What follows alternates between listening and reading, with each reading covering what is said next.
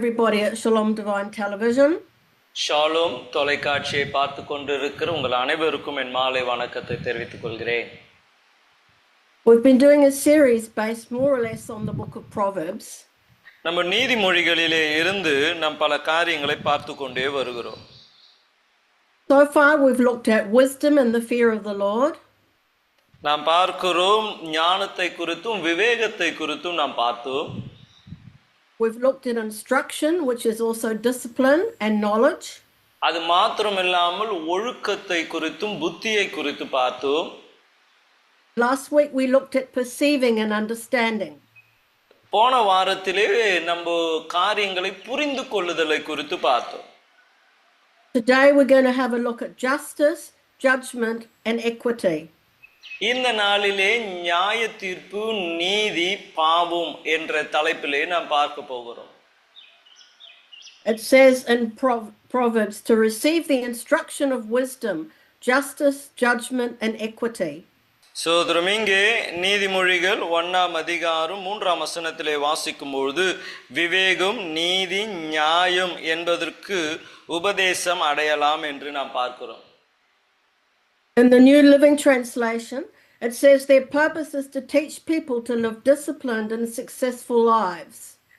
இது நம்ம வேற ஒரு மொழிபெயர்ப்பிலே பார்க்கும் பொழுது ஜனங்கள் புரிந்து கொள்ளத்தக்கதாய் அவர்களுக்கு விளக்கி சொல்வது என்று நாம் வாசிக்கிறோம். To help them do what is right, just and fair. எது சரி, எது நியாயம் என்பதை அவர்கள் தெளிந்த புத்தியோடு செயல்பட இவைகள் போதிக்கப்பட வேண்டும். When we look at justice, the word is sadiq, which is often translated righteousness. இங்கே நீதி என்று சொல்லும்பொழுது அது சடிக் என்ற வார்த்தை அது நியாய தீர்ப்பை வெளிப்படுத்துகிறதா இருக்கிறது. It means rightness according to God's moral and legal standard. அது தேவனுடைய அந்த நீதியின் அளவிலே நடந்து கொள்கிறது என்று பார்க்கிறோம். It involves fairness and righteousness and doing what is right in the eyes of God. தேவனுடைய பார்வையிலே நீதியானதை செய்து தேவ பயத்தோடு கூட நாம் செயல்பட வேண்டும் என்பதை அது காண்பிக்கிறது. To be just means to act in harmony with God's righteousness. இங்கே நீதி என்று சொல்லும்போது தேவனுடைய நீதிக்கு ஏற்றபடி நாம் நடந்து கொள்வது.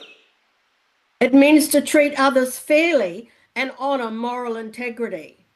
மற்றவர்களை நம்ம நீதியாய் நடத்தி நம்மளுடைய வாழ்க்கை முறையிலே நீதி காணப்பட வேண்டும். A just person upholds God's order and truth. ஒரு நீதி உள்ள மனுஷன் தேவனுடைய பிரமாணங்களை அவன் காப்பாற்றுகிறவனாய் இருக்கிறான். The word judgment or mishpat means making decisions based on truth, fairness and God's law. நம்ம பார்ப்போம் என்றால் நீதி அது தேவனுடைய பிரமாணத்திற்கு ஏற்ப நியாயத்தை விசாரிக்கிற ஒரு காரியமாய் இருக்கிறது. It also involves discernment and the execution of justice. அப்ப இந்த நியாயத்தை வெளிப்படுத்தும் பொழுது அது அந்த சூழ்நிலைக்கு ஏற்ற தெளிந்த நீதியோடு செயல்படுகிறதா இருக்கிறது. When it says what is right, it means lining up with God's standards of truth and morality and justice. அப்ப எது சரி என்று சொல்லும்போது தேவனுடைய பிரமாணத்திற்கு இது சரியா, தேவனுடைய நீதிக்கு இது சரியா, அப்படிப்பட்ட நிலையிலே பார்க்க வேண்டிய ஒரு நீதியா இருக்கிறது. It is moral integrity and thought, speech and action. இது நம்மளுடைய குணாதிசயங்களிலே நாம் பேசுகிறதும் செய்கிறது எல்லாவற்றிலும் அந்த நியாயம் நீதி இருக்க வேண்டும். Equity, which is mishirarim, is uprightness, fairness and moral integrity. அதே வண்ணமாய் நிதானம் என்று நம்ம பார்க்கும் பொழுது அதற்கு அவங்க சொன்ன அந்த வார்த்தை அது நமக்கு அந்த நியாயங்கள் தெரிந்திருக்க வேண்டும். It means making a straight or level path without any bias.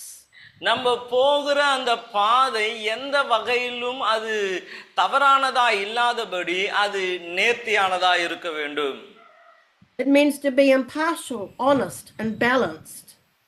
நம்ம சரிசமம் உள்ளவர்களாய் அதே போல உண்மை உள்ளவர்களாய் காணப்பட வேண்டும்.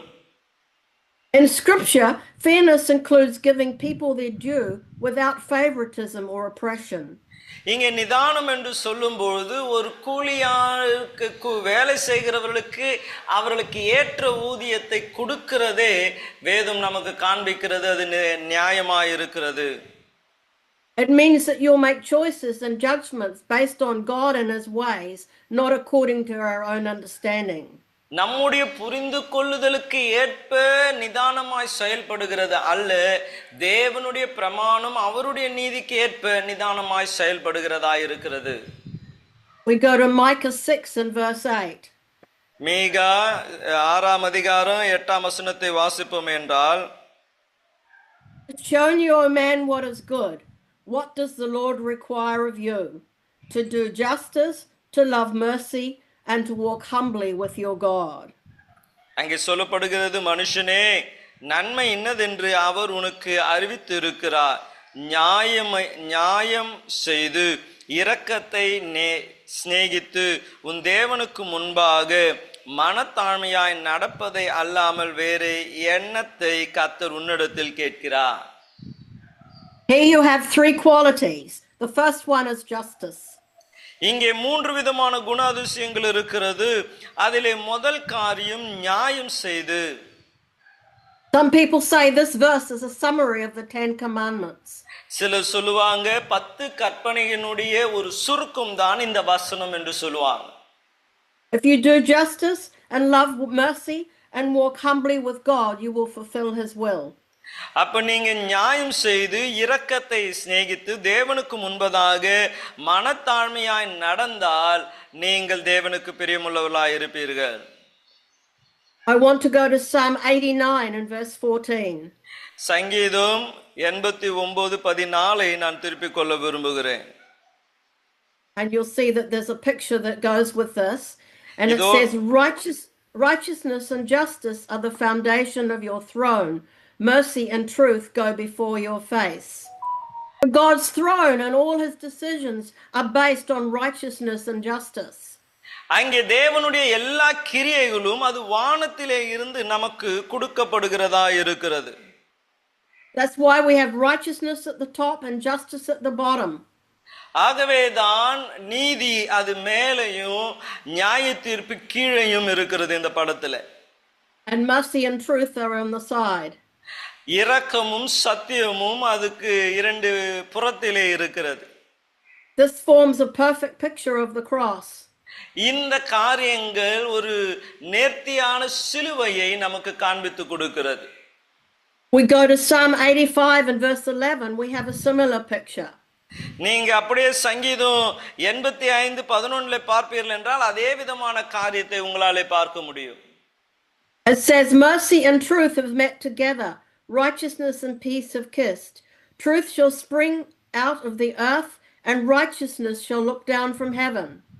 அங்கே 10:11 வசனம், கிருபையும் சத்தியம் ஒன்றோடு ஒன்று சந்திக்கும், நீதியும் சமாதானம் ஒன்றோடு ஒன்று முத்தம் செய்யும், சத்தியம் பூமியில் இருந்து முளைக்கும், நீதி வானத்தில் இருந்து தாழை பார்க்கும் என்று வாசிக்கிறோம்.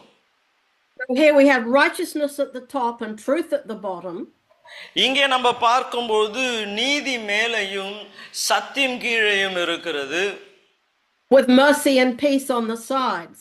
அது இரக்கமும் சமாதானம் ஒன்றோடு ஒன்று அது இடது புறமும் வலது புறத்திலும் இருக்கிறது. Now the Hebrew word for peace is shalom. எபிரேய வார்த்தை சமாதானத்திற்கு ஷலோம் ஆகும். But that has a very wide meaning. It can mean well-being, freedom and justice.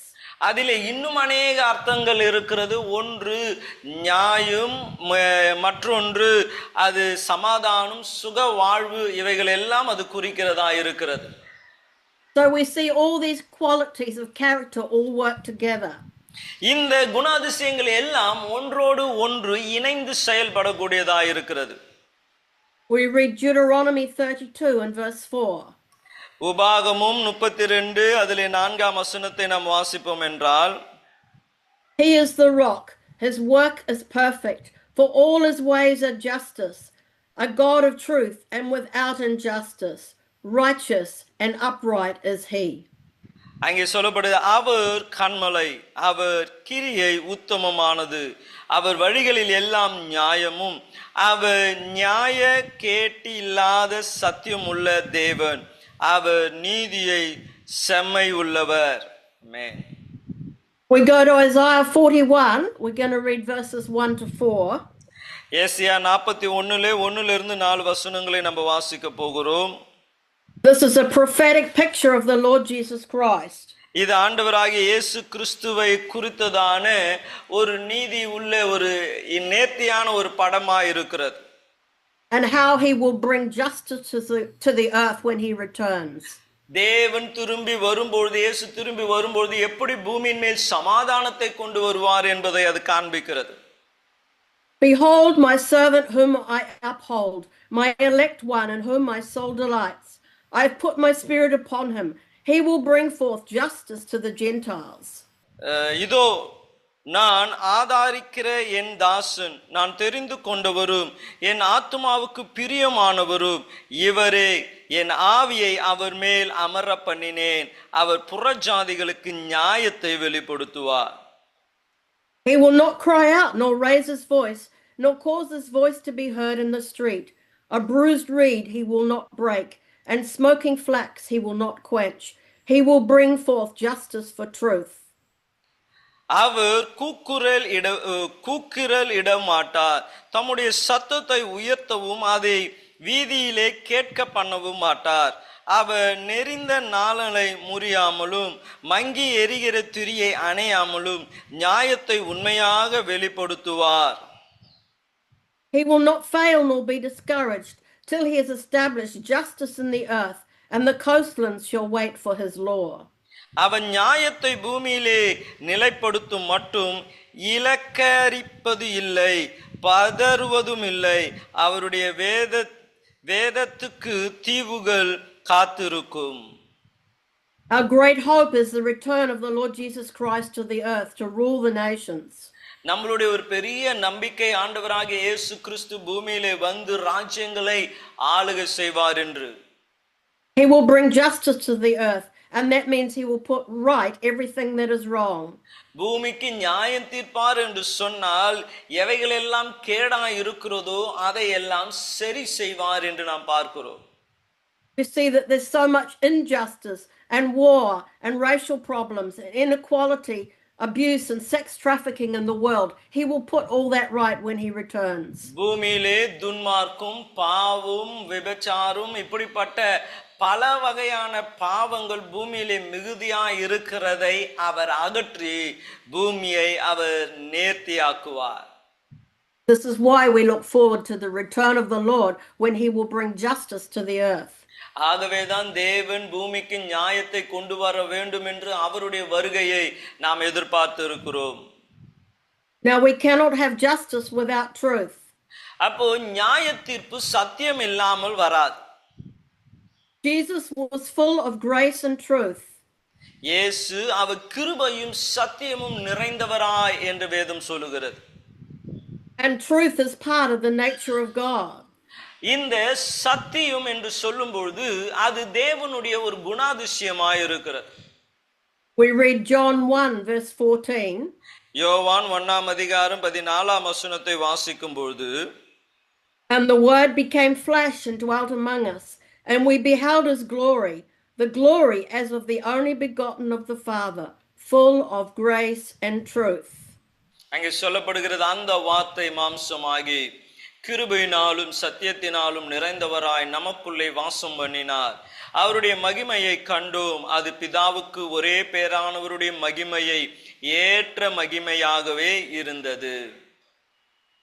And in 1 John 1 verses 16 and 17, it says, And of his fullness we have all received, and grace for grace. For the law was given through Moses, but grace and truth came through Jesus Christ. அவருடைய யோவான் 1:16-17, அவருடைய பரிபூர்ணத்தினால் நாம் எல்லோரும் கிருபையின் மேல் கிருபை பெற்றோம். எப்படி எனில் நியாய பிரமாணம் மோசேவின் மூலமாய் கொடுக்கப்பட்டது, கிருபையும் சத்தியமும் இயேசு கிறிஸ்துவின் மூலமாய் உண்டாயின. We know from John 14 and verse 6 that Jesus is the way, the truth, and the life. யோவான் 14ஆம் அதிகாரத்திலே நமக்கு தெரிந்த காரியம் இயேசுவே வழியும் சத்தியமும் ஜீவனுமாய் இருக்கிறார். There is no falsehood, no deceit, no lying with the Father, Son, and Holy Spirit. எங்கே ஏமாற்றங்களோ தவறான காரியங்களோ வஞ்சகங்களோ பிதா குமாரன் பரிசுத்த ஆவியானவரிடத்திலே இல்லை. They are called holy for a reason. அவர்கள் பரிசுத்தம் என்று அழைக்கப்படுவதற்கு காரணம் இருக்கிறது. We read Numbers 23 and verse 19. என்னாகமம் 23:19 வாசிக்கும்போது God is not a man that he should lie, nor the son of man that he should repent. Has he said, and will he not do? Or has he spoken, and will he not make it good? பொய் சொல்ல தேவன் ஒரு மனிதன் அல்ல, மனமாற அவர் மனுபுத்திரனும் அல்ல. அவர் சொல்லியும் செய்யாதிருப்பாரோ, அவர் வசனித்து நிறைவேற்றாதிருப்பாரோ. If God says he will do something, you can rely upon him to do it.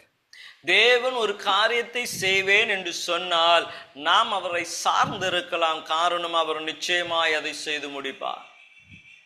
In the same way he said to us, let your yes be yes and your no be no. அதே வண்ணமாய் நாம் இருக்க வேண்டும் என்று நம்மிடத்தில் அவர் போதித்த காரியம் உங்கள் ஆம் ஆம் என்றும் இல்லை இல்லை என்றும் இருப்பதாக என்று சொன்னார். We should not have a mixture of truth and lying, but there should be just truth.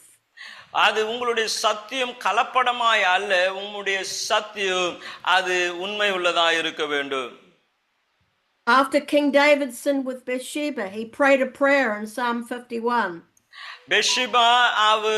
பெஷிபாவோடு தாவீது பாவம் செய்த பின்பு தாவீது இவ்விதமாய் அவர் ஜெபிக்கிறார். And he prayed for God to give him truth in his inward parts. அவர் இவ்விதமாய் ஜெபிக்கிறார், என் உள்ளான மனுஷனுக்குள்ளே ஆண்டவரே சத்தியத்தை நீர் கட்டளையிடும் என்று சொல்லி ஜெபிக்கிறார். This is very important. If we read verse 6, 6ஆம் வசனத்தை வாசிப்போம் என்றால், behold, you desire truth in the inward parts, and in the hidden part you will make me to know wisdom. அவர் சொல்லுகிறார், இதோ உள்ளத்தில் உண்மை இருக்க விரும்புகிறேன், அந்தகாரத்தில் ஞானத்தை எனக்கு தெரியப்படுத்துவீர். We know that every evil thing within us is first conceived in the heart, which is why we need to guard our hearts. நம்ம செய்கிற எல்லா பாவங்களும் முதலாவது நம்மளுடைய உள்ளத்திலே அது ஆரம்பிக்கிறது. ஆகவே தான் நம்மளுடைய இருதயத்தை எல்லா காவலோடு காத்துக்கொள்ள வேண்டும். It says in the book of Matthew chapter 15 that every evil thought comes out of the heart. மத்தேயு சுவிசேஷம் 15ஆம் அதிகாரத்தில் நம்ம வாசிக்கும் பொழுது எல்லா எண்ணங்களும் அது இருதயத்திலே இருந்து புறப்படுகிறது என்று வாசிக்கிறோம். That's why it tells us to put on the belt of truth. ஆகவே தான் சத்தியம் என்னும் கச்சையை நாம் கட்டிக்கொள்ள வேண்டும். It's very important. அது ரொம்ப முக்கியமான காரியம். Proverbs 15 verse 28. நீதிமொழிகள் 15ஆம் அதிகாரம் 28ஆம் வசனம், the heart of the righteous studies how to answer, but the mouth of the wicked pours forth evil. அங்கே சொல்லப்படுகிறது, நீதிமானுடைய மனம் பிரதியுத்தரம் சொல்லும் யோசிக்கும், துன்மார்க்கனுடைய வாயு தீமைகளை கொப்பளிக்கும். We have a look at the 10 commandments. We are told not to bear false witness against our neighbor. நமக்கு 10 கட்டளைகளிலே கூட ஒரு கட்டளை சொல்லப்படுகிறது, உன் அயல்வாசியின் மேலே பொய் சாட்சி சொல்லாதிருப்பாயாக. It means, in other words, don't tell lies about your neighbor. உன்னுடைய அயலானை குறித்து பொய் சொல்லாதே என்று அங்கே சொல்லப்படுகிறது. Let's go to Proverbs 12, starting at verse 17. 12ஆம் அதிகாரம் நீதிமொழிகள் 17ஆம் வசனத்திலிருந்து நம்ம வாசிப்போம். He who speaks truth declares righteousness, but a false witness deceit. சத்திய வாசகன் நீதியை வெளிப்படுத்துவான், பொய் சாட்சிக்காரனோ வஞ்சகத்தை வெளிப்படுத்துவான். There is one who speaks like the piercings of a sword, but the tongue of the wise promotes health.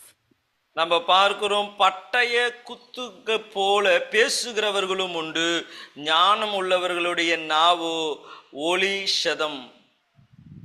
The truthful lips shall be established forever, but a lying tongue is for but a moment.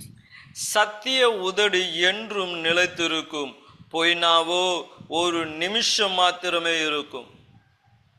Deceit is in the heart of those who devise evil, but counselors of peace have joy. தீங்கு பிணைக்கிறவர்களின் இருதயத்திலே இருக்கும் கபடு, சமாதானம் பண்ணுகிற ஆலோசனைக்காரர் உள்ளது சந்தோஷம். No grave trouble will overtake the righteous, but the wicked shall be filled with evil. நீதிமானுக்கு ஒரு கேடும் வராது, துன்மார்க்கரோ தீமையினாலே நிறையப்படுவார்கள். Lying lips are an abomination to the Lord, but those who deal truthfully are his delight. பொய் உதடுகள் கர்த்தருக்கு அருவருப்பானவைகள், உண்மையாய் நடக்கிறவர்களோ அவருக்கு பிரியம். We see that a lying tongue is something that God hates. இந்த பொய் உதடை தேவன் அருவருக்கிறார் என்று நாம் பார்க்கிறோம். That is because deceit and lying is the opposite of truth. காரணம் இந்த கபடும் பொய் நாவும் அது சத்தியத்திற்கு எதிர்மாறாயிருக்கிறது. It is the opposite of the very nature of God. அது தேவனுடைய குணாதிசயத்திற்கு முற்றிலும் மாறுபட்டதாயிருக்கிறது. As God's people, we need to learn to walk in truth. ஆகவே தேவனுடைய ஜனமாகிய நாம் சத்தியத்திலே நடக்க பழகிக் கொள்ள வேண்டும். 1 John 4 and verse 6. 1 யோவான் 4ஆம் அதிகாரம் 6ஆம் வசனம். We are of God. He who knows God hears us. He who is not of God does not hear us. By this we know the spirit of truth and the spirit of error. அங்கே சொல்லப்படுகிறது, நாங்கள் தேவனால் உண்டானவர்கள், தேவனை அறிந்தவன் எங்களுக்கு செவி கொடுக்கிறான், தேவனால் உண்டாயிராதவன் எங்களுக்கு செவி கொடுக்கிறதில்லை. இதனாலே சத்திய ஆவி இன்னதென்றும் வஞ்சக ஆவி இன்னதென்றும் அறிந்திருக்கிறோம். So Jesus Christ is the spirit of truth. ஆண்டவராகிய இயேசு கிறிஸ்துவே சத்திய ஆவியானவராயிருக்கிறார். But there is also a spirit of error, a spirit of deception that we need to be on guard against. அது மாத்திரமல்லாமல் வஞ்சிக்கிற ஆவி என்று ஒரு ஆவி இருக்கிறது, அவைகளுக்கு நம்மை விலக்கி காத்துக்கொள்ள வேண்டும். The Bible tells us in the last days there will be false apostles, prophets, teachers, doctrines and brethren. நாம் பார்க்கிறோம், கடைசி நாட்களிலே கள்ள அப்போஸ்தலர்கள், கள்ள போதகர்கள், கள்ள தீர்க்கதரிசிகள் எழும்பி ஜனங்களை வஞ்சிப்பார்கள் என்று சொல்லி. That's why we need discernment and we need to learn to test the spirits to see if they are from God or not.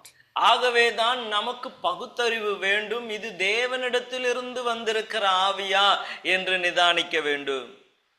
We are told not to be naive or unlearned, as the devil can appear as an angel of light. பிசாசானவன் தேவ தூதனை போல வெளிப்படுகிறதினாலே நாம் தெளிந்த புத்தி உள்ளவர்களாய் இருக்க வேண்டும் என்று வேதம் நமக்கு கற்பிக்கிறது. Many years ago, my pastor woke up in the morning and there was an angel of light sitting at the end of his bed. அநேக ஆண்டுகளுக்கு முன்பதாய் எனக்கு போதகராய் இருந்தவர், அவர் காலையிலே எழுந்து கொள்ளும்போது அவருடைய பாதப்படியிலே ஒரு பிரகாசமான ஒரு தூதன் அமர்ந்திருந்தானா. And this so-called spirit began to talk to him about the church. அப்ப அந்த ஆவி, அந்த தூதன் சபையை குறித்து அவரோடு கூட பேச ஆரம்பித்தார். After a few minutes, my pastor became uncomfortable and asked the spirit to confess that Jesus Christ had come in the flesh. அப்போ இவர் அந்த பேசுறதை கேட்கும்பொழுது இவருக்குள்ளே ஒரு மாதிரி உள்ளம் சரியாவே இல்லை. அப்ப இவர் அந்த ஆவியை பார்த்து சொன்னாரா, இயேசு மாம்சத்திலே பூமியில் வெளிப்பட்டார் என்று அறிக்கை செய் என்று சொன்னாரா. Immediately that so-called angel turned black and disappeared in a puff of smoke. அவர் சொன்ன மாத்திரத்திலே அவருக்கு பேசி ஆலோசனை கொடுத்து கொண்டிருந்த அந்த ஆவி வெளிச்சமா இருந்தது, இருள் அடைந்து அப்படியே மறைந்து போனதாம். This is a true story that happened in the 1980s. இது 1980 ஆண்டுகளிலே நடந்த ஒரு உண்மை சம்பவம். Paul wrote to Timothy in 2 Timothy 2 and verse 15. 2 தீமோத்தேயு 2ஆம் அதிகாரம் 15ஆம் வசனத்திலே தீமோத்தேயுவுக்கு பவுல் இவ்விதமாய் எழுதுகிறார். His son in the faith, to be approved by God, a worker who does not need to be ashamed, who can correctly handle or divide the word of truth. அங்கே அவர் சொல்லுகிறார் 15ஆம் வசனம், நீ வெட்கப்படாத ஊழியக்காரனாயும் சத்திய வசனத்தை நிதானமாய் பகுத்து போதிக்கிறவனாயும் உன் தேவனுக்கு முன்பாக உத்தமனாகவும் நிற்கும்படி ஜாக்கிரதையாயிரு. So what does it mean to correctly handle or divide the word of truth? அங்கே சத்திய வசனத்தை நிதானமாய் பகுத்து போதிக்கிறவனாயும் என்று சொல்லும்போது அதனுடைய அர்த்தம் என்ன?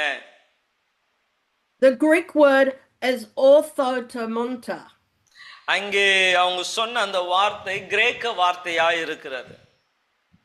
Ortho means what is right, what is fair, what is proper.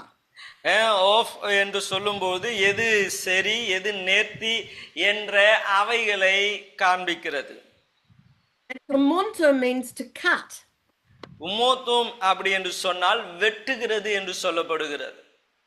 It is actually a farming picture of a man who's plowing. அது ஒரு விவசாயி தன்னுடைய நிலத்தை அவன் பண்படுத்துகிறதை அதை உதாரணமாய் பார்க்கலாம். He has to cut a furrow and it has to be cut straight. அவர் அதை நேர்த்தியாய் செயல்படுத்த வேண்டும். So he focuses on a point in the distance so that when he follows that point he will cut straight. அப்போ அது அவருக்கு முன்பதாய் இருக்கிற ஒரு முனையை அவர் பார்த்து அதற்கு நேராய் அவர் வெட்டி கொண்டே போக வேண்டும். To cut straight means to give the word of truth with no crookedness or deceit or falsehood or lies or error. அப்போ நம்ம சத்தியத்தை போதிக்கும் பொழுது அதிலே எந்த வகையிலும் வஞ்சகமோ ஏமாற்றோ பொய்யோ கலப்படமாய் இல்லாதபடி நேரான அல்லது நேர்த்தியான சத்தியத்தை போதிக்க வேண்டும். It means to discern the truth of a matter and interpret the scriptures in a correct way. அந்த சூழ்நிலைக்கு வசனம் என்ன சொல்லுகிறது என்று பகுத்தறிந்து சத்தியத்தோடு அதை வெளிப்படுத்த வேண்டும். It means a diligent and careful approach to understanding the entire scripture. அது மாத்திரமில்லாமல் அதை ஆராய்ந்து அந்த முழு வசனத்தையும் தெளிவாய் புரிந்து கொள்ள வேண்டும்.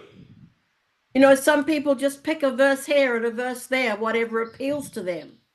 அப்போ சிலர் பார்த்தீங்கன்னா இங்கேருந்து ஒரு வசனம் எடுப்பாங்க, அங்கேருந்து ஒரு வசனம் எடுப்பாங்க, எதெல்லாம் அவங்களுக்கு நேர்த்தியா இருக்கிறதோ அதையெல்லாம் எடுத்துக்கொள்வாங்க. But then it has no context. ஆனால் அது அந்த சூழ்நிலைக்கு ஏற்ப அந்த வசனம் எதற்காக சொல்லப்பட்டிருக்கிறது என்பதை அவர்கள் கவனிக்கிறதில்லை. So it does not cut a straight furrow. அது ஒரு நேர்த்தியாக வெட்டப்பட்ட ஒரு வசனமாய் இல்லை. We need to have our eyes fixed on Jesus, the author and finisher of our faith. விசுவாசத்தின் துவக்குகிறவரும் முடிக்கிறவருமாகிய இயேசுவின் மேலே உங்கள் கண்கள் பதியப்பட்டு இருக்க வேண்டும்.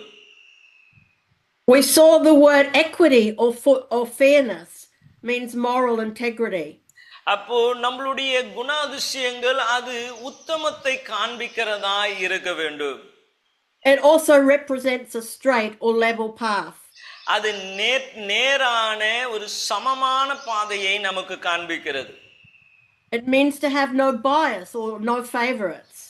அதிலே யார் ஒருவரும் வஞ்சிக்கப்படாதபடி பட்சபாதத்தோடு நடத்தப்படாதபடி இருக்க வேண்டும்.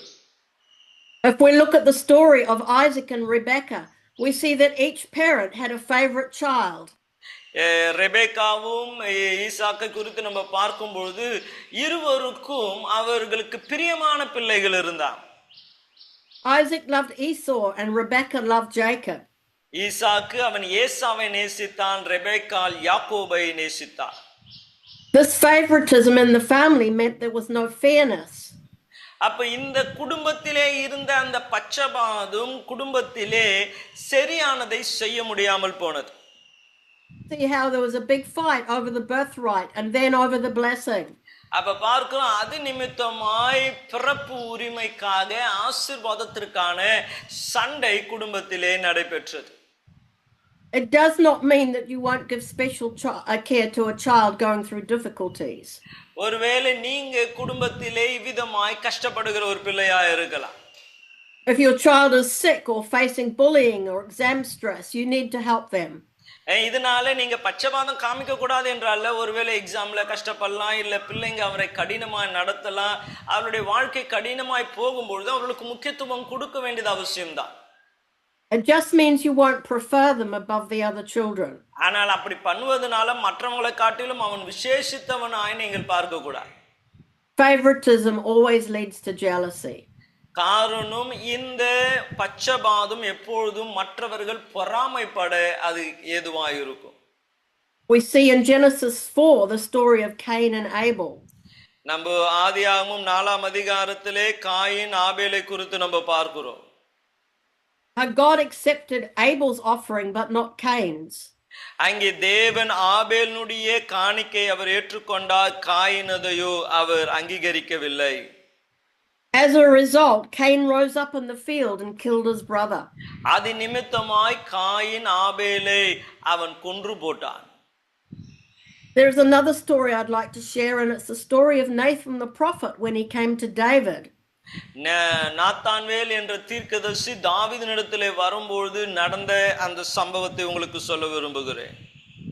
We know that David had sinned and taken Uriah, he'd sent Uriah to the battle, and he'd taken Bathsheba, the wife of Uriah the Hittite. நாம் பார்க்கிறோம், பெத்ஷிபாவோடு பாவம் செய்து ஊரியாவை அவன் யுத்தத்திலே அனுப்பி கொன்று போடுகிறான். And Nathan the prophet came to David with a parable. அப்போ நாத்தான்வேல் தாவீதினிடத்திலே ஒரு கதை சொல்லுகிற விதமாய் அவன் ஒரு உவமையை கொண்டு வருகிறான். God used this parable of the rich man and the poor man to show David his own injustice. அப்போ ஒரு பணக்காரன் ஒரு ஏழை என்ற அந்த உவமையினாலே தாவீது செய்த நீதிகேடை தேவன் வெளிப்படுத்தினார். If you don't know this parable, let's go to 1 Samuel chapter 12 and we'll read verses from verse 1. 1 Samuel 12ஆம் அதிகாரத்திலே இவைகளை நம்மால் பார்க்க முடியும். Then the Lord sent Nathan to David, and he came to him and said to him, there were two men in one city, one rich and the other poor. அங்கே தேவன் இரண்டு தீர்க்கதரிசி அங்கே அனுப்பி ஒரு உவமையை சொல்லுகிறார். ரெண்டு பேர் அந்த இடத்திலே வருகிறார்கள், ஒருவன் ஐஸ்வர்யவான், ஒருவன் ஏழை என்று சொல்லுகிறார். The rich man had exceedingly many flocks and herds, but the poor man had nothing except one little ewe lamb which he had bought and nourished, and it grew up together with him and with his children. ஐஸ்வர்யவானுக்கு ஆடு மாடுகள் வெகு திரளா இருந்தது, தரித்திரனுக்கோ தன் கொண்டு வளர்த்த ஒரே ஒரு சின்ன ஆட்டுக்குட்டியை தவிர வேறு இல்லாது இருந்தது. It ate of his own food and drank from his own cup and lay in his bosom, and it was like a daughter to him. அவன் பாத்திரத்திலே குடித்து அவன் மடியிலே படுத்துக்கொண்டு அவனுக்கு ஒரு மகளை போல இருந்தது. And a traveler came to the rich man, who refused to take from his own flock and from his own herd to prepare one for the wayfaring man who had come to him. But he took the poor man's lamb and prepared it for the man who had come. அந்த ஐஸ்வர்யனானிடத்திலே வழிபோக்கன் ஒருவன் வந்தான். அவன் தன்னிடத்தில் வந்த வழிபோக்கனுக்கு சமையல் பண்ணுவிக்க தன்னுடைய ஆடு மாடுகளில் ஒன்றை பிடிக்க மனதில்லாமல் அந்த தரித்திரனுடைய ஆட்டு குட்டியை பிடித்து அதை தன்னிடத்தில் வந்த மனுஷனுக்கு சமையல் பண்ணிவித்தான் என்றான். So David's anger was aroused against this man, and he said to Nathan, as the Lord lives, the man who has done this shall surely die, and he shall restore fourfold for the lamb, because he did this thing, and because he had no pity.